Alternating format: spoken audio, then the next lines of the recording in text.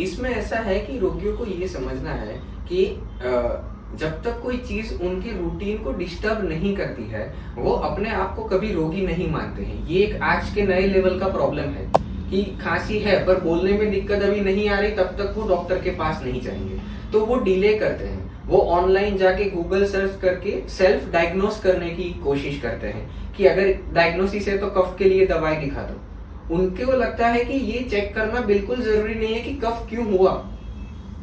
तो जब कफ होने की रीजंस अलग अलग होते हैं तो उसके अकॉर्डिंग दवाइयां भी अलग अलग होती है। तो सेल्फ डायग्नोसिस नहीं करना है, ऑनलाइन जाके नुस्खे ट्राई नहीं करने हैं। आज इतने सारे प्रैक्टिसिंग वैद्य तो है कि आप नजदीक में सर्च करके वहां जा सकते हैं। आप ऑनलाइन कोई भी देखे चीज उस पर भरोसा मत करें। आपको भी पता है कि कौन सी चीज, जो व्यक्ति ऑनलाइन इतना आयुर्वेद या इतनी चीजें बोल सकता है, सच में उसने कभी पेशेंट देखा है कि नहीं देखा है। वो सीधा साधा ट्रांसलेट करके तो आपको नहीं बता रहा, वो तो आप खुद किताब खरीद के भी पढ़ सकते हो। पर वो प्रैक्टिकल करने के बाद क्या प्लस माइनस होते हैं, हर व्यक्ति में वो चीजें क्यों अलग अलग है, वो आपको यही बता सकता है जो वैद्य प्रैक्टिस कर रहा हो। तो आपके हेल्थ के प्रति इतना जिम्मेदार आपको बनना है। हम गुजरात में एक कहावत बोलते हैं कि लोभिया होए तो दुतारा भूखे ना मरे।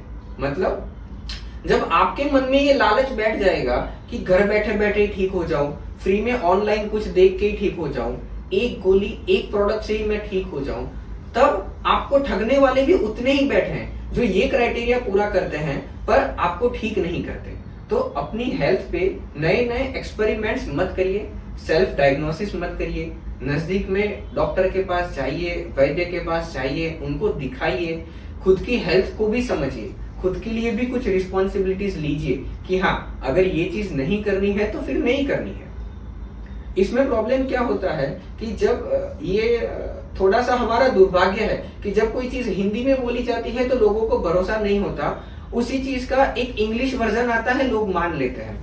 फॉर एन एग्जाम्पल, सालों से वैद्य पेशेंट को ठीक होने के लिए परहेज देते हैं, पर परहेज की वजह से लोग आयुर्वेद से दूर रहते थे, जबकि परहेज का मतलब होता है क्या खाना क्या नहीं खाना। ठीक है, अब वही चीज डाइट प्लानिंग के नाम से आई तो लोग सिर्फ वो पैसे देके खरीद रहे हैं। अब सिर्फ नाम में डिफरेंस है।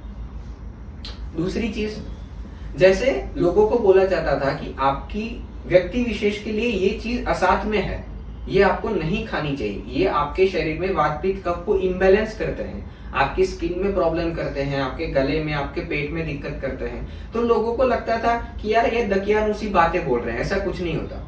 अब सेम चीज 12-15 हजार का एलर्जी टेस्ट करा के फिर वो प्राउडली बोलते हैं कि आई हैव पीनट एलर्जी। तो जब हम सिंगदाना बंद करने को बोलते हैं, मूंगफली नहीं खाने को बोलते हैं, तो वो भारतीय चीज है इसलिए खराब है। जब आपको पीनट एलर्जी बोला जाता है तो आप उस पर प्राउड लेते हो। तो उस तरीके से समझिए, ये भारतीय विज्ञान है, भारत में ही पैदा हुआ। इजीली आपको समझाया जा सकता है कि शरीर में क्या हुआ, इजीली समझाया जा सके उसी के लिए लिखा गया है। और आपको ऐसे नाम चाहिए जो आपको समझ में नहीं आते, तो फिर आपको ऐसे नाम बता के इंग्लिश में बोल के वही चीजें फिर आपको लूट लेते हैं।